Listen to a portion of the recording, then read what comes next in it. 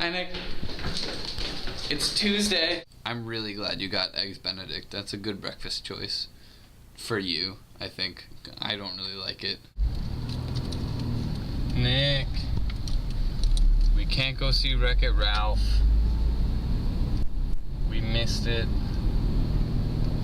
Because Toby, the Magic Mobile, has been not being very magic. Nick, today I have to talk to you about poetry.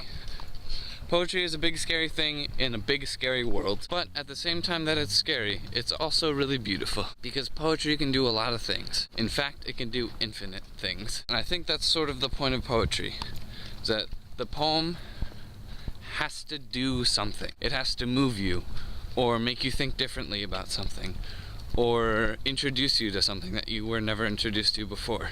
This car is so frosty. Nick, I will read you one of my poems. I wrote this one 3 weeks ago, but I haven't revised it yet. It's called Myopia.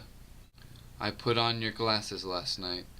You left them upside down on the desk, so that I might see your reason. The lenses gently rattled my vision, trying needlessly to correct it, as my face slid cyclically into and out of focus in the bedroom mirror, and my ankles felt the sharp air skirting through the open window. The low, white light filtered and scattered my image through the glass and your fingerprints and the scratches, and the brown horn-rimmed frames lay heavily on my pale skin, too small for my face. I pressed the bridge tighter against my nose, and felt the temples against the back of my ears, and, for a second, I believed they decoded you. But when I tried to understand your arachnophobia, or your ample other potent mysteries, I saw only that my hair was long and unclean, and that my fatigue was difficult to differentiate from my sadness. I bent them at the bridge until the dark plastic reluctantly gave way, like the hands of two lovers at the gate of an airport terminal. I put the pieces of your glasses back on the desk and went to sleep. They're useless. There are a lot of things that you have to sort of think about when you write poetry. I think one of the most important of those things is, what are you trying to say? What does your poem want to say? You have to make that decision while you're writing the poem. And a lot of times while you're writing, your poem will take you in different directions, and you'll write something and you'll say, oh, well that's different from what I was thinking, but okay, I'm gonna go this way instead. And then you have to revise the rest of the poem so that it sort of fits and it has a clear thought to it. The thing about your poem that I noticed that I think is the most apparent is rhyme. Rhyme isn't bad, but it's very dangerous in poetry, especially in modern poetry. Poets like Walt Whitman and Dylan Thomas and poets from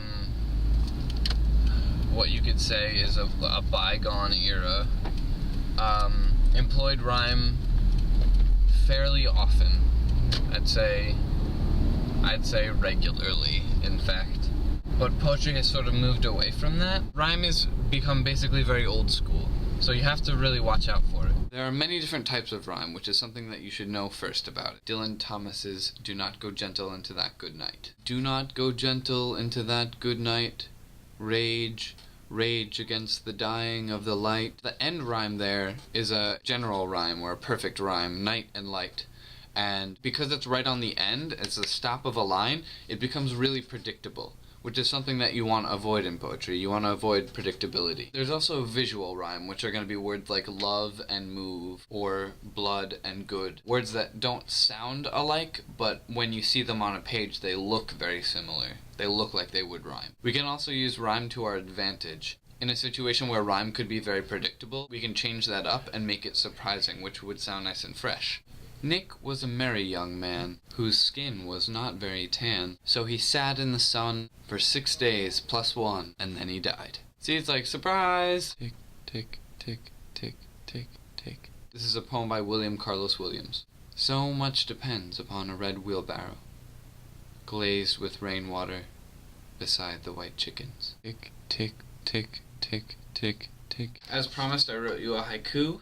A bit of winter rippled in through my window and kept me in bed. So what I'd like you to do, Nick, is write a poem that has a clear idea, that's like that has one thing that it's trying to say, and that doesn't rhyme, and that also changes the way that someone might perceive the world. Yo, I was a little unsure how to feel about, like, you wanting to be Sherlock Holmes. Like, I love that, but the fact that you said that he was an influential inventor was kind of funny to me, because he's a fictional character, so, is that even true of him? Or did you just make that up? Nick, what, if anything, would you like me to write a poem about? Or similar to the way that I gave you criteria for a poem that you should write, you should also do that for me.